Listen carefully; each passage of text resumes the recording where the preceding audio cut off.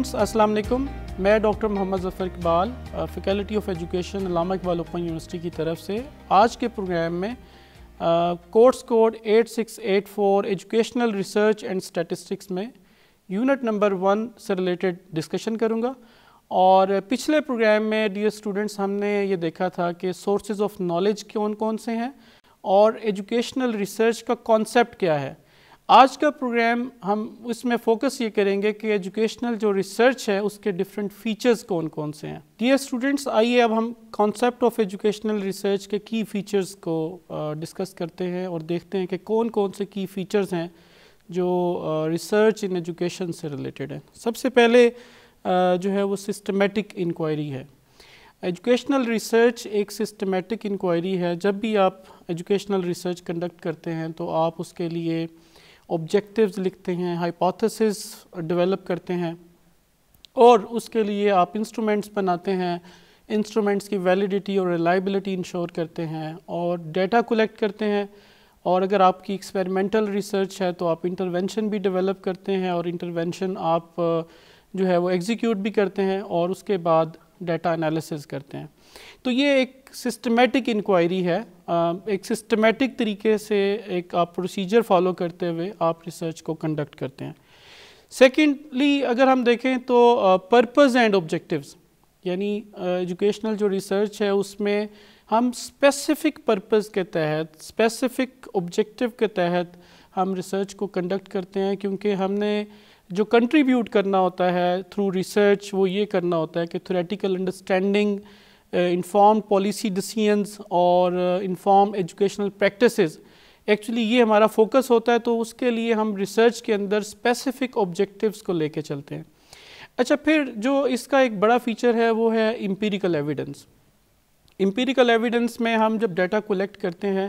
تو different empirical sources سے ہم ڈیٹا کولیکٹ کرتے ہیں. فار ایگزامپل موسٹلی جنرلی جو زیادہ تر ہم ڈیٹا کولیکٹ کرتے ہیں وہ کویشچنر کے تھرو ہے, ریٹنگ سکیلز کے تھرو ڈیٹا کولیکٹ کیا جاتا ہے, لوگوں کی پرسیپشنز میئر کی جاتی ہیں. اسی طرح آپ انٹرویوز کے تھرو ڈیٹا لیتے ہیں, کوالیٹیٹیو ڈیٹا لیتے ہیں. انٹرویوز کی ڈفرینٹ ٹائپس آپ یوز کرتے ہیں. انڈیویجول انٹرویو بھی ہوتا ہے, فیس ٹو فیس انٹرویو بھی ہوتا ہے, گروپ انٹرویو بھی آپ لیتے ہیں, فوکس گروپ ڈسکشنز بھی آپ کروا کے ڈیٹا لیتے ہیں. تو ڈفرینٹ سورسز میں جب ہم بات کرتے ہیں تو ٹیسٹ, بعض دفعہ آپ نے اچیومنٹ دیکھنی ہوتی ہے اسٹوڈنٹس کی تو آپ کوئی پرٹیکولر ٹیسٹ جو ہے نا اس کے تھرو ڈیٹا لیتے ہیں. اسی طرح ریٹنگ سکیلز کے علاوہ جو چیک لسٹ ہے اس کے تھرو بھی ڈیٹا آتا ہے اور مختلف قسم کے جو ڈاکومنٹس ہیں ان کے تھرو بھی آپ ڈیٹا لیتے ہیں. تو ڈیٹا جو ہے ایجوکیشنل ریسرچ کے اندر وہ امپیریکل ڈیٹا ہوتا ہے. آبزرویشنز بھی ہم بعض اوقات کرتے ہیں جب ہم فیلڈز کے اندر جاتے ہیں, کوالیٹیٹیو ریسرچ کرتے ہیں تو ہم ڈفرینٹ چیزوں کو آبزرو کرتے ہیں اور اس کو ہم فیلڈ نوٹس کے ساتھ لکھتے ہیں. تو ڈفرینٹ سورسز ہیں ڈیٹا کی کلیکشن کے لیے. تو اس میں جو اچھا فیچر یہ ہے کہ یہ امپیریکل ہوتی ہے ریسرچ. اچھا, اس کے علاوہ تھیوری اینڈ فریم ورک, یہ ایجوکیشنل ریسرچ کی ایک خاص بات یہ ہے کہ یہ تھیوری بیسڈ ہوتی ہے, کسی فریم ورک کے اوپر بیس کر رہی ہوتی ہے. یعنی اگر آپ کوئی انسٹرومنٹ ڈیولپ کریں تو بھی وہ کسی تھیوری کے اوپر بیس کر رہا ہوتا ہے, اس کی کچھ بیسز ہوتی ہیں. اور ریسرچ جب آپ پوری کنڈکٹ کر رہے ہوتے ہیں تو اس کے لیے بھی تھیوری بیس کر رہی ہوتی ہے, کوئی فریم ورک, کوئی ماڈل بیس کر رہا ہوتا ہے جس کی بیس کے اوپر آپ ایجوکیشنل ریسرچ کنڈکٹ کرتے ہیں. اچھا, پھر اس میں بڑی اہم بات جو آج کل کے دور میں جو بڑی امپورٹنٹ ہے وہ ایتھیکل کنسیڈریشن ہے.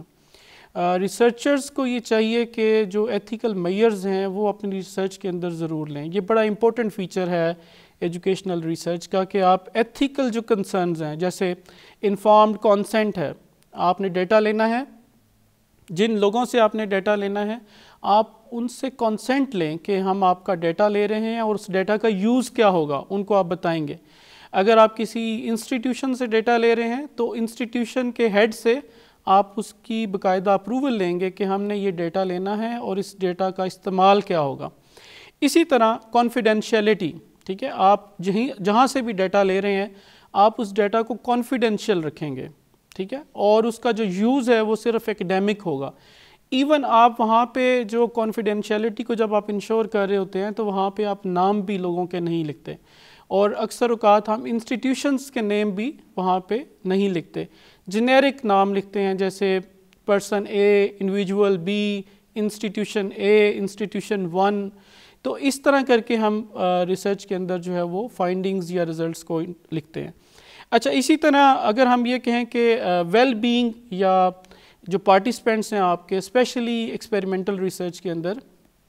ان کو کوئی ہارشنس نہیں ہونی چاہیے، ان کے ساتھ کوئی ایسا ایکسپیریمنٹ نہ کیا جائے جس سے ان کو کوئی ہارم پہنچے. تو فار ایگزامپل آپ ایک ایکسپیریمنٹ کر رہے ہیں بچوں کے اوپر، تو آپ کوشش کریں کہ ایسی جگہ پہ ایکسپیریمنٹ کریں یا لیب آپ کی ایسی جگہ پہ ہو جہاں پہ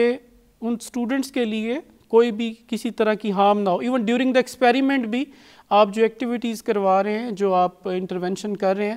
اس میں بھی آپ کو خیال رکھنا ہے کہ ان ایکٹیویٹیز سے اسٹوڈنٹس کے لیے یا انڈیویجولس کے لیے کوئی ہارمفل ایلیمنٹ نہیں ہونا چاہیے. اس کے علاوہ جو سب سے اہم فیچر ہے ڈیٹا کلیکشن کا اور انالیسس کا، کیونکہ آپ دیکھیں نا، آپ نے ایک پوری ریسرچ کنڈکٹ کرنی ہے، اگر اس کا انالیسس ہی ٹھیک نہیں ہے، یعنی جو آپ کی یارڈ سٹک ہے جس سے آپ میئر کر کے فائنڈنگز نکال رہے ہیں، اگر وہ پیمانہ ٹھیک نہیں ہے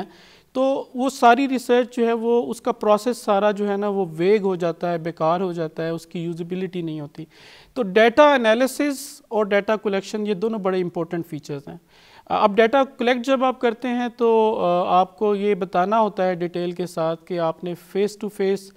ان پرسن ڈیٹا کلیکٹ کرنا ہے یا آپ آن لائن سروے کے تھرو ڈیٹا کریں گے، گوگل فارم بنائیں گے،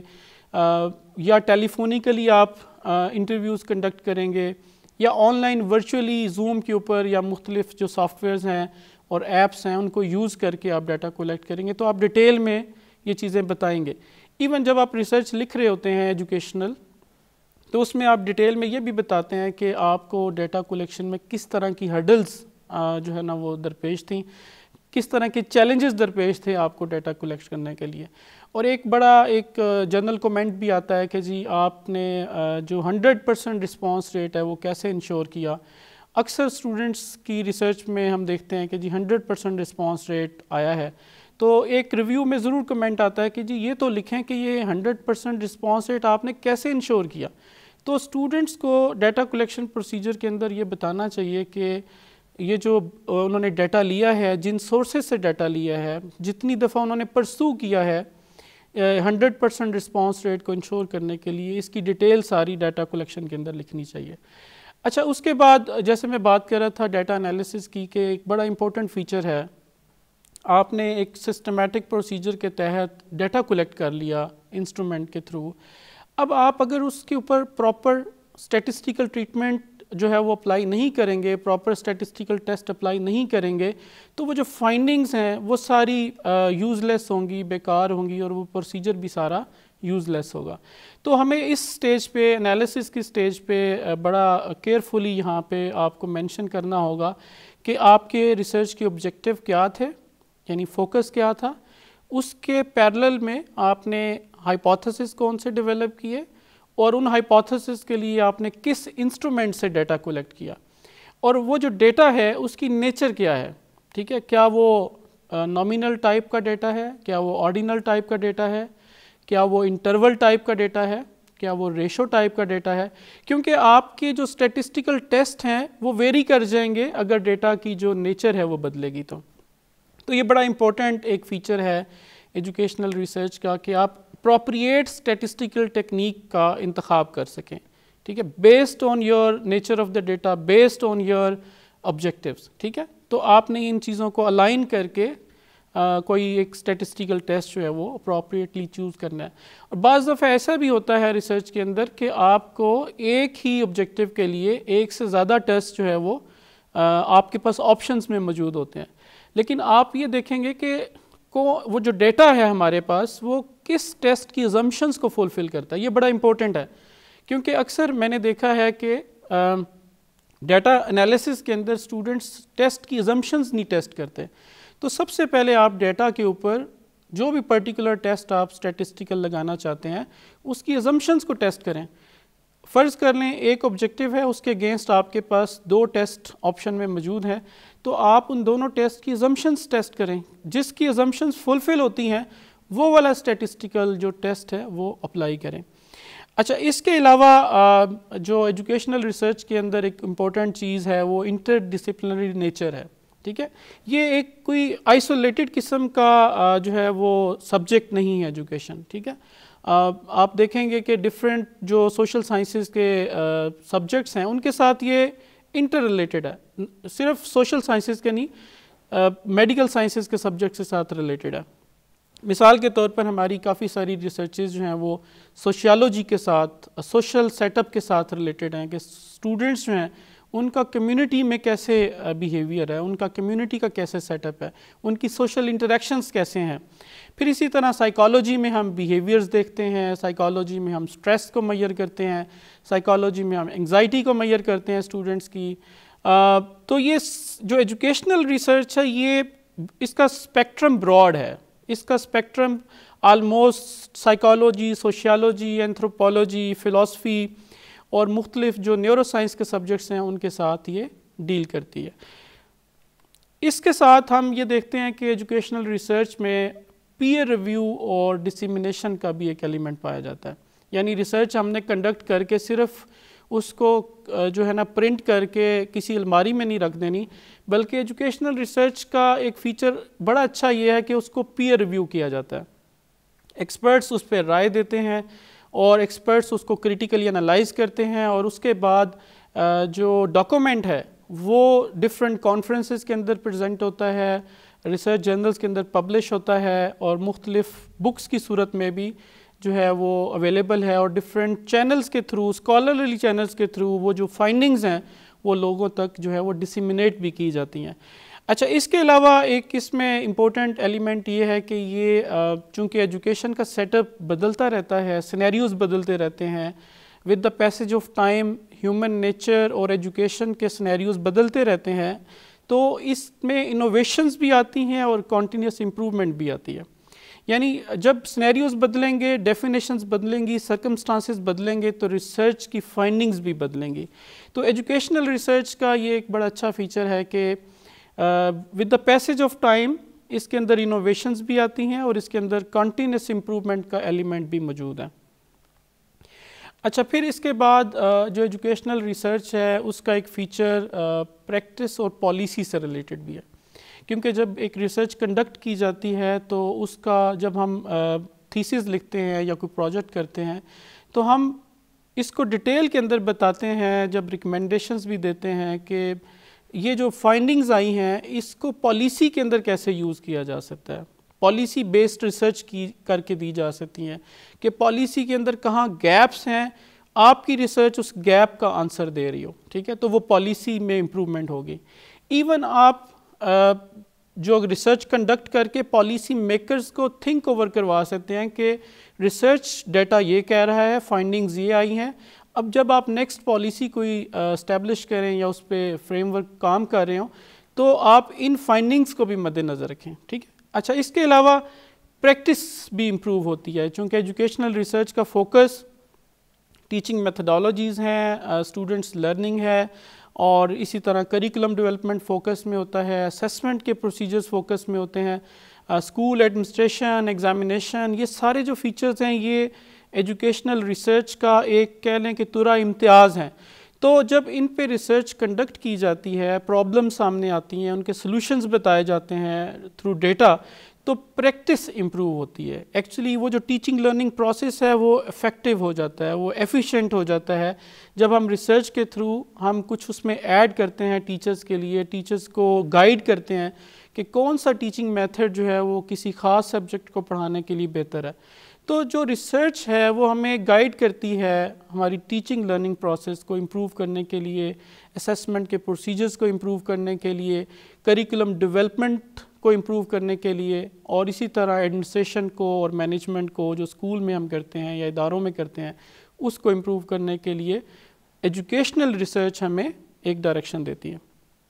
اچھا، اس کے بعد آخر میں جو ایک اہم فیچر ہے وہ ریفلیکشن اینڈ کریٹیکل تھنکنگ ہے۔ جب ریسرچر کوئی بھی ریسرچ کنڈکٹ کرتا ہے ان دا فیلڈ آف ایجوکیشن تو وہ ڈفرینٹ پرسپیکٹیوز کو دیکھتا ہے، وہ پرابلم آئیڈینٹیفائی کرتا ہے اور وہ لٹریچر کے اندر سے پرابلم کو فارمولیٹ کرتا ہے. ٹھیک ہے، جیسے فنل ہوتی ہے نا، فنل میں ایک سائڈ جو ہے وہ اوپن ہے اور ایک سائڈ کلوز ہوتی ہے، تو ریسرچر پڑھنا شروع کرتا ہے لٹریچر کو اپنی پرابلم سے ریلیٹڈ، اور پھر وہ اس کو نیرو ڈاؤن کرتا ہے اور نیرو ڈاؤن کرتا چلا جاتا ہے تھنکنگ کی وجہ سے، کریٹیکل تھنکنگ کی وجہ سے، اور پھر کسی ایک سٹیٹمنٹ آف دی پرابلم پہ پہنچتا ہے. تو اس پروسیجر کے دوران وہ ڈفرینٹ ریفلیکشنز بھی کرتا ہے، ڈفرینٹ کریٹیکل تھنکنگ بھی کرتا ہے، اور یہ دیکھتا ہے کہ اس پرٹیکولر پرابلم کو انویسٹیگیٹ کرنے کے لیے کون سے پروسیجرز مجھے اڈاپٹ کرنے چاہیے. کیا مجھے کوالیٹیٹیو ریسرچ کرنی چاہیے، مجھے کوانٹیٹیو ریسرچ کرنی چاہیے، یا مجھے مکس میتھڈ ریسرچ ڈیزائنز کی طرف جانا ہے. تو یہ جو سارا پروسیس ہے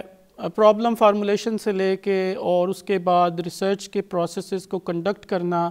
اور ڈیٹا انالیسز اور پھر فائنڈنگز اور کنکلوژنز ڈرا کرنا اور پھر ڈسکشن کرنا، ان فائنڈنگز کو ڈسکس کرنا اور پریویس لٹریچر کے ساتھ جو ہے نا وہ ڈسکس کر کے لکھنا اور ریکمنڈیشن دینا، اس سارے پروسیس کے اندر جو ریسرچر ہے وہ ریفلیکشنز کرتا ہے، کریٹیکل تھنکنگ کرتا ہے اور اس پروسیس کو ریفائن کرتا چلا جاتا ہے اور اپنے بیسٹ وے سے اس پرابلم کو انویسٹیگیٹ کرتا ہے یا ایکسپلور کرتا ہے. ڈیئر اسٹوڈنٹس، آج کے پروگرام میں میں نے آپ کو کورس کوڈ 8684 کے یونٹ نمبر 1 سے ریلیٹڈ جو کانسیپٹ ہے ایجوکیشنل ریسرچ کا، اس کے ڈفرینٹ فیچرز بیان کیے، اور اس میں ہم نے یہ دیکھا کہ جو ایجوکیشنل ریسرچ ہے وہ ایک ریگورس پروسیجر کے تحت کنڈکٹ کی جاتی ہے، اور اس کے فیچرز میں امپیریکل ڈیٹا کا ہونا، ڈیٹا کلیکشن پروسیجرز کا ہونا، ڈیٹا انالیسز اپروپریٹ ہونا، اور آبجیکٹیو سے لے کے پرابلم سٹیٹمنٹ سے لے کے اور کنکلوژنز اور ریکمنڈیشنز تک ہم نے بات کی. اور اس کے اندر میں نے آپ کو یہ بھی بتایا کہ چونکہ یہ ریسرچ جب کنڈکٹ کی جاتی ہے تو بکس کے اندر نہیں رکھ دی جاتی، شیلفز کے اندر نہیں رکھ دی جاتی، بلکہ اس کو ڈسیمینیٹ کیا جاتا ہے. ایک پیئر ریویو پروسیس کے بعد اس کو جرنلز کے اندر، اس کو سیمینارز کے اندر اور کانفرنسز کے اندر پریزنٹ کیا جاتا ہے. نیکسٹ پروگرام میں ہم بات کریں گے کہ ایجوکیشنل ریسرچ کی نیڈ کیا ہے اور اس کا اسکوپ کیا ہے. مجھے اجازت دیجیے. اللہ حافظ.